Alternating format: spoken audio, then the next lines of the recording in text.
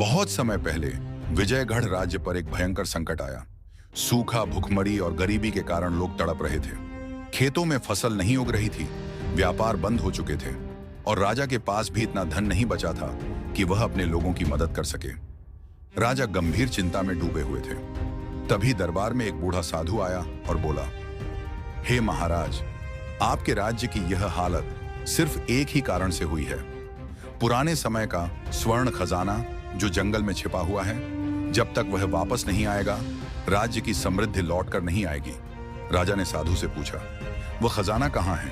साधु बोले, यह खजाना गहरे काले जंगल में छिपा है, लेकिन वहां तक पहुंच पाना आसान नहीं। जिसने भी इसे खोजने की कोशिश की, वह कभी लौट कर नहीं आया।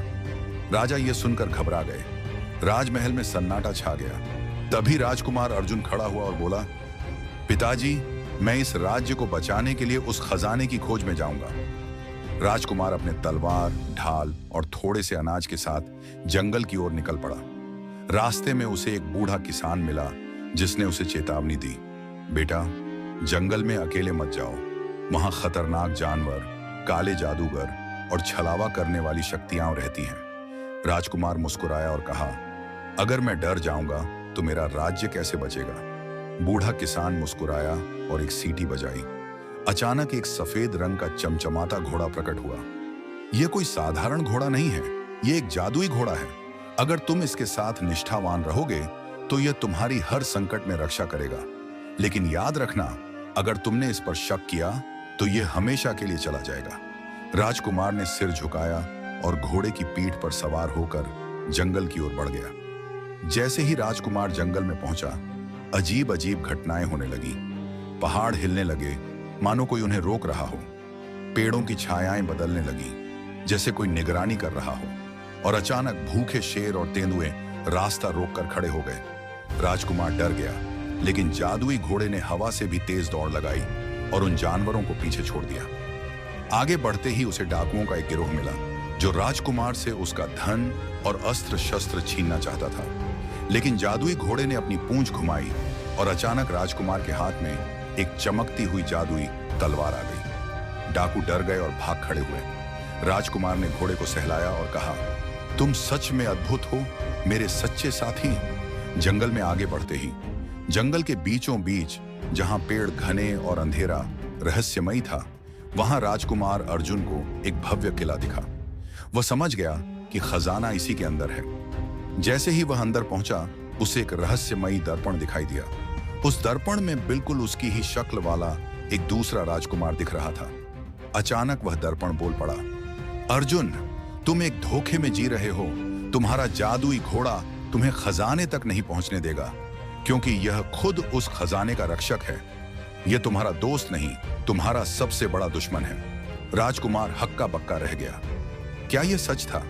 क्या घोड़ा उसे धोखा दे रहा था? राजकुमार के मन में शक पैदा हुआ। जैसे ही उसने घोड़े की ओर देखा, घोड़ा अचानक पीछे हटने लगा। उसकी आंखों में दुख था। उसे याद आया कि बूढ़े किसान ने क्या कहा था, अगर तुमने इस पर शक किया तो यह हमेशा के लिए चला जाएगा। लेकिन अब बहुत देर हो चुकी थी। घोड़ा एक चमकदार रोशनी में बदल गया और गायब हो गया। राजकुमार ने घबराकर दर्पण की ओर देखा। तभी एक काला धुआं उठा और वहां से एक भयानक जादूगर प्रकट हुआ। हाँ, हाँ, हाँ, मूर्ख राजकुमार, तुमने अपने सबसे सच्चे साथी को खो दिया। अब तुम खजाने तक कभी नहीं पहुंच पाओगे। जादूगर ने अपने हाथ उठाए और चारों ओर आग की लपटें उठने लगी। राजकुमार ने अपनी तलवार निकाली, लेकिन बिना जादुई घोड़े के वह खुद को असहाय महसूस कर रहा था। अब क्या करूं? तभी उसे याद आया, अगर तुम सच्चे दिल से इसे पुकारोगे तो यह लौट आएगा। राजकुमार ने अपनी आंखें बंद की और दिल से घोड़े को पुकारा, मुझे माफ कर दो। मुझे अब समझ आ गया कि तुम मेरे सच्चे साथी थे। कृपया लौट आओ।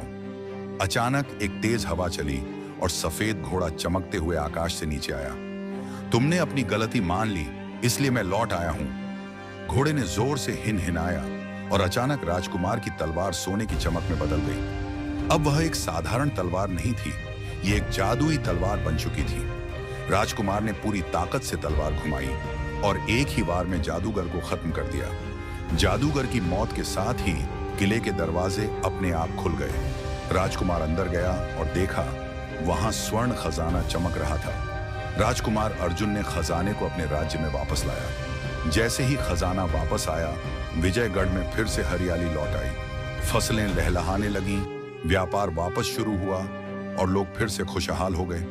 राजा ने अपने पुत्र को गले लगाया और कहा, तुमने न केवल खजाना वापस लाया, बल्कि यह भी साबित कर दिया कि सच्चा साथी कभी धोखा नहीं देता।